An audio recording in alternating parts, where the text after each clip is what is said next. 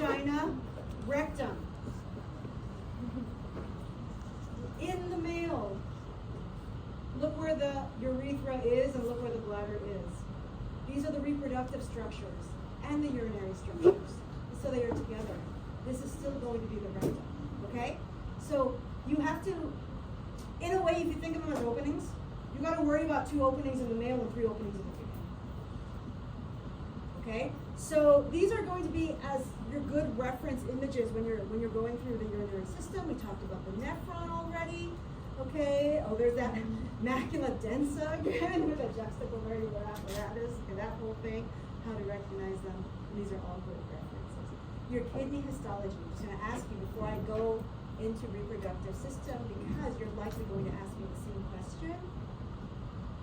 On a slide like this, do we have to know exactly what part of the nephron we're in at the end of the pointer? No. We don't. For one exception. One exception. Recognize the renal corpuscle. Where's the renal corpuscle? Pretty easy to find. You want this thing, this thing, this thing, this thing, this thing. All of these are the renal corpuscle. So the renal corpuscle was the one, I think I have it listed. The renal corpuscle is the whole thing, but I want you to be more specific. So I'm going to point out to the specific things. Both the glomerulus and the glomerular capsule and the capsular space, all of that is the renal corpuscle. So these specifically I want you to know.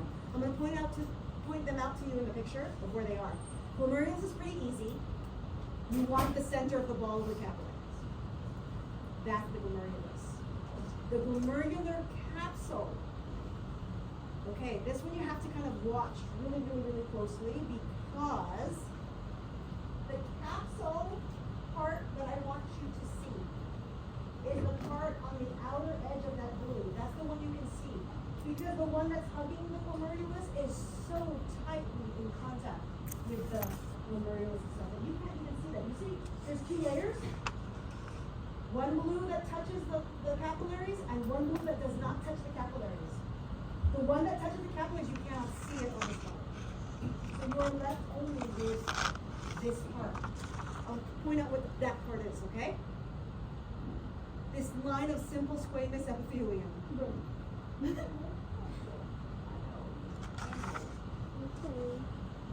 Okay, this is a better one.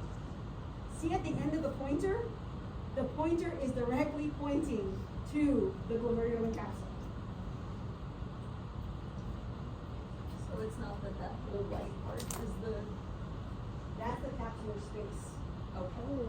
That's the capsular space. Let's see if I have any room here to make it giant. Okay, let me make it giant. Oh, or in fact, I like this one. Here you go. This. We're going to take whatever we know from this and we are going to put it together with this, and I'm going to show you what's what. Okay, what is the name of this ball of capillaries, everybody? The ball of capillaries, just the ball. That's the glomerulus. Glomerulus. What is of the total? This part? The beam. The bean? Left, yes. This? Yes. This is a cross section of the afferent artery. Oh, okay, just so you can see it side. So you all can looks see like inside. that. Okay, this is the glomerulus, right? Okay, this is the glomerulus, this whole ball. Do you notice half of the ball is covered with this white stuff? Do you know what that is? I'll tell you what that is. The blue. It's part of the capsule. It is. But it's the part of the capsule that touches the glomerulus. Why did they only cover half of it? To show you what it would look like when you removed it. So this top part is the glomerulus by itself. This part is the glomerulus with the capsule on top of it.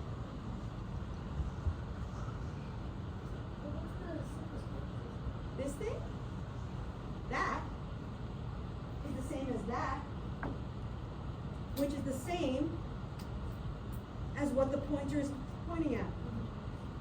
That is also part of the capsule. The capsule is in 2 pieces. So I'll blow it up for you so you don't really see it. Okay, I'm going to draw it right here. Okay, we know it's on.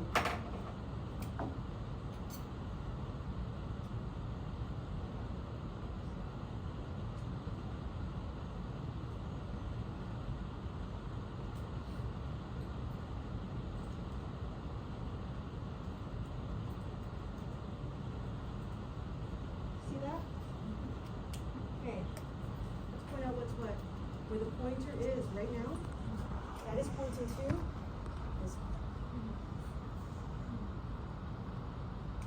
The part you can't see histologically is the inner blue because it's so tightly attached to the glomerulus, tightly attached like this. That's why it'll look the same with the glomerulus. That's why you can't see it. So this part is the outer blue.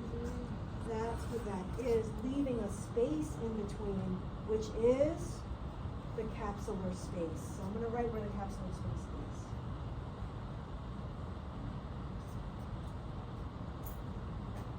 That is the capsular space.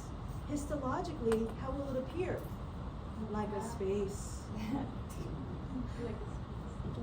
See the space there? There's a space. So the blue kind of wraps around all of them. So if This you is a were- space. That's a space. There is a space. Mhm. So if you were to put it on the practical, are you gonna point it on the, like kind of like how it is now, like barely? Yes, if I want that part, yes. If I am pointing to the center of this, I'm asking for something The else. glom- I'm asking for the glomerulus itself. If it's in the center of this, I want the glomerulus. If it is at the edge like this, I want the glomerular capsule. If I put the pointer in the middle of a space, I want the capsular space. This is why when I said, if you suspect that the slide has moved, please let me know ASAP, because that changes the answer if the pointer moves. Did everyone get that? Okay, that's the capsular space. So then what's all of the other stuff that's surrounding it? This all folds on top of everything, right? So any one of those could be a part of that, or it could be a part of that, it could be a part of this. I'm not gonna ask you, what is it, the collecting duct? Is it the PCT? That I'm not gonna ask. I want you to know the beginning part because it's the most distinct of everything. All of these tubules around here, these are all just kidney tubules. They're a mix of, what kind of tissue type do you see that's making up the majority around here? Outside of these glomerular capsules. What is the tissue type, the epithelium that is dominant surrounding? Not squamous. These look kind of, are they thick or thin? Just how we do the tubes. It's very intentional. They're a little too thick to be squamous. Cuboid or simple cuboid. This is your best example of simple cuboid. I'll tell you what the simple cuboid is. Here. Here. We shift to simple squamous, which is 5 weeks. And then we went back to simple cuboidal. And we continue to simple cuboidal. And we continue with simple cuboidal. And then this gets thicker and thicker and thicker. And for a little while it becomes simple columnar, but we don't need to know that. And then we're finally at the mantle part. So also recognize tissue types. This is what it says at that bullet point. Recognize tissue types. This is the one the pointer is at. What is this tissue type that the pointer is directing at right now? That is simple squamous. Everything else around it, pretty much, mostly simple cuboidal. That's your kidney histology. Then your bladder or ureter, again, I'm not gonna ask you where did this come from. I could ask you though, name 2 possible organs that this could have come from. Aha, you only have 2 options for that, right? Urinary bladder or the urine. Those are the only 2 places. You're looking for smashed mushrooms. Okay? You find also some smooth muscle hanging out over here. There's a lot of smooth muscle. So transitional epithelium and smooth muscle, and then we have the reproductive system. Yes.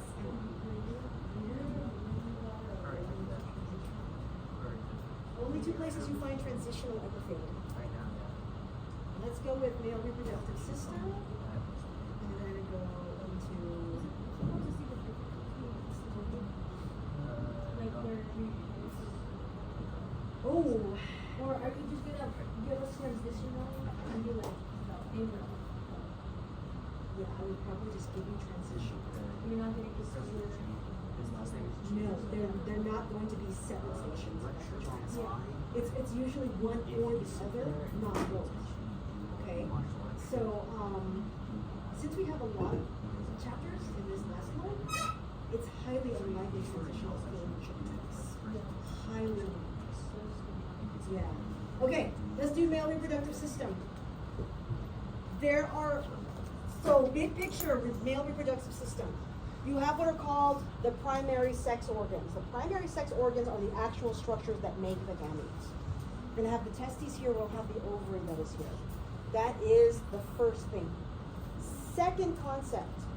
First concept, making the gametes. Second concept, moving the gametes. So we're talking passageways, the passageways of sperm. You should know the passageway of sperm, from when it is made, where it is made, and where it goes. Third concept, nourishing the sperm. That's where the accessory glands come in. So 1, we're gonna make the gametes. 2, we're gonna transfer the gametes. 3, we're gonna nourish the gametes. First one, let's make the gametes. Review your testis. This is the histology. I'm gonna shift forward a little bit. This is the histology. Recognize your seminiferous tubules. This is where you have what are called the sustentacular cells and the spermatogonia and the spermatocytes. So part of the seminiferous tubule itself are the following: sustentacular cells, spermatogonia, and spermatocytes. I'm going to trace where the spermatogonia are. Those are the youngest gametes.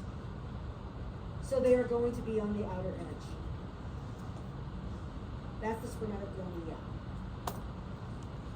The spermatogonia, as they develop, as they divide, they are going to move in this direction, from out to in. If you notice in the center, you see a whole bunch of tails. Do you guys notice a bunch of tails in the center? Those tails all belong to the spermatocytes. So the spermatogonia start from the outside, and then as they develop, they move inward, and they become spermatocytes. Those are the sustentacular cells, spermatogonia, and spermatocytes. They make up the walls of this. What I'm not going to ask you on the slide is this a sperm or is this a sustentacular cells? Because to me, it looks like a whole bunch of nuclei all bundled together. You should know of their existence in that wall. Everyone got that? The existence of them without having to point them out. Sustentacular cells, spermatogonia, spermatocytes. You said the sustentacular. Cells are mixed in. Oh. Yeah, they're mixed in with the spermatocytes and the spermatogonia, which is why it's hard to tell whether it's sustentacular cells. What is, I'm so sorry, the outside called again? This whole thing is called a seminiferous tubule. Okay. This whole thing is a seminiferous tubule, and so is this. Yes, Colton. Would you point at, like, I don't think you would, but because you said it's too complicated to see this thing, but would you point, like, what would you find in this sort of area? Yes, what would you find? So know their existence without having to point them out. Okay. Okay? That's the same thing when we were talking about the stomach and the gastric gland. Know of their existence without having to point them out. So when if you're wondering what I meant by gastric gland, this is the chief cell, the parietal cell, and the mucus cell. Know of their existence, even though I'm not going to ask you to point them out specifically. This one is the sustentacular cells, spermatogonia, and the spermatocytes. Know of their existence without pointing them out. That's what's found in here. Okay, this last one, the interstitial cells, this is the one from endocrine system, so don't forget this one. This is the one that existed outside of those tubules. So this cluster, that cluster, that cluster. In order for me to ask for an interstitial cell, it has to be outside of a seminiferous tubule. That is the interstitial cells. That's our testis histology. Where do we find it? On a model, I'll show you a couple of places. In this cross section, this is the testis right here. This is a testis right here. The testis. Function of the testis is to produce the gametes, to produce the sperm. So we got that already. Then we actually have to store the sperm for a little while. A little while meaning a few months, so that they can mature. Because when we make the sperm here, they are not mature. What is considered a mature sperm? A sperm that is able to fertilize an ovum. Other than that, if it cannot do that, then there's a failure of that sperm. Okay? So, in order for that sperm to mature, we're going to have them stored in this comma-like structure. Everyone find a comma-like structure. That's that. It's this one too. You find the testis and then the comma-like structure right next to it. That one is called the epididymis. Practice writing this word because there's I's or Y's. Epi, E-P-I. Did. D-I-D. Y-M-I-S.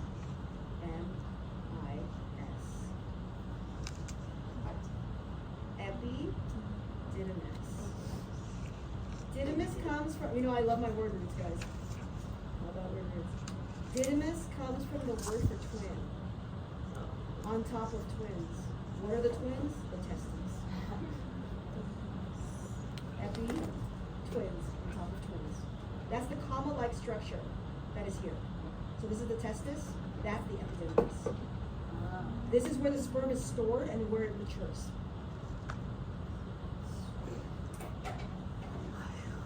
Okay, next, we need to transport the sperm from their place of storage.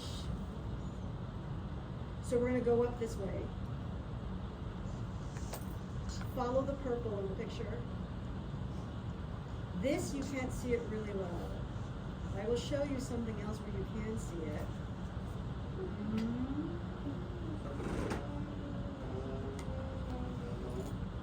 I don't know if I have all of the models from here on these pictures. It's all from Valencia. Okay? But we'll find it. Don't worry. Okay.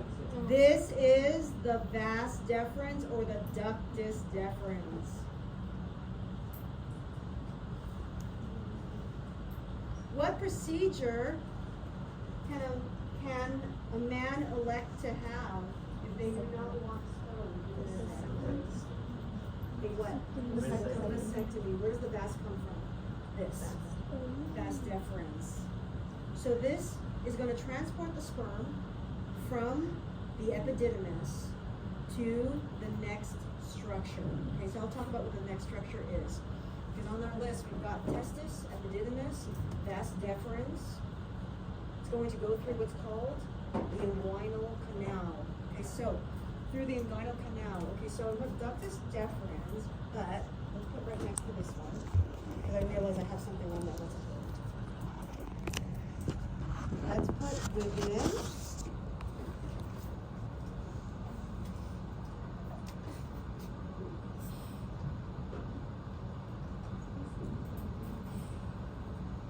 Spermatic cord. So there's a difference between the vas deferens and the spermatic cord. Until the vas deferens enters the abdominal cavity, the vas deferens is going to have to share a cord with blood vessels and nerves. The whole structure is called the spermatic cord. I'm going to point out the spermatic cord versus the vas deferens by itself. The spermatic cord is the entire structure. It's the whole thing. The vas deferens is only the purple part that you follow. The whole thing is the spermatic cord. In this model, you can barely even see the vas deferens because it's covered with so much stuff. But the whole thing is the spermatic cord. We're going to enter through what's called this canal. So this is the canal. This is an opening that actually goes into the abdominal cavity. That opening, this is the same opening, by the way, this one, and this, that is called the inguinal canal. That corresponds with the inguinal region. What is the inguinal region? It's the area between the abdomen and the thigh. That's the inguinal region. Inguinal lymph nodes, inguinal this, inguinal that. Okay, that's the inguinal region. So there's a canal there called the inguinal canal, and that's where the spermatic cord is going to run through. Past this point in the spermatic cord, you're going to notice one thing, okay, or should notice one thing. All of a sudden, the blood vessels, the nerves, and the vas deferens all separate from each other, and it no longer is the spermatic cord that serves us. The spermatic cord only exists outside of the body. Once we are in the body, they are going to be separate, and now we are left with just the vas deferens.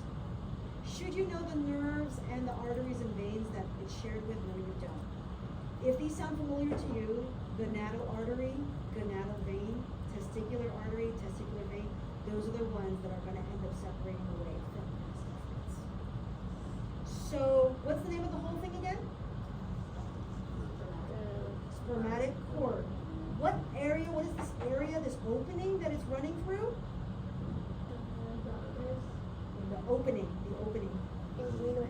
The inguinal canal. Okay, good. Okay, and then what is this purple thing again? Ductus deferens or vas deferens. Vas deferens. Okay, so we got that. I'm going to talk about the penis last because we're going to get to that, but we have to get through the accessory first on our way to the penis. So the penis is going to be last. All right, there are 3 accessory glands. So what do we have to do? We have to make the sperm, we have to transport the sperm, and then we have to nourish the sperm. What is the function of the accessory glands? They are going to produce something called semen. I'm going to spell it out here, S-E-M-E-N, okay? They are going to produce semen. What is semen? Semen is all of the nourishment to maintain the sperm. Can you produce semen without sperm in it? Yes. That's what will happen if you had a vasectomy. That you would produce the ejaculate, you would produce semen, but there's no gametes in it. So what is in this stuff? Okay, a lot of fructose. There's also some kind of alkaline substances in there to neutralize acidity. Don't worry too much about what each one does yet. Okay, we'll go over that on Tuesday. But these are the following accessory glands I want you to know and identify in the models. Okay, first off, go ahead and follow that vas deferens. Follow the vas deferens. It kind of disappears in this picture. It's supposed to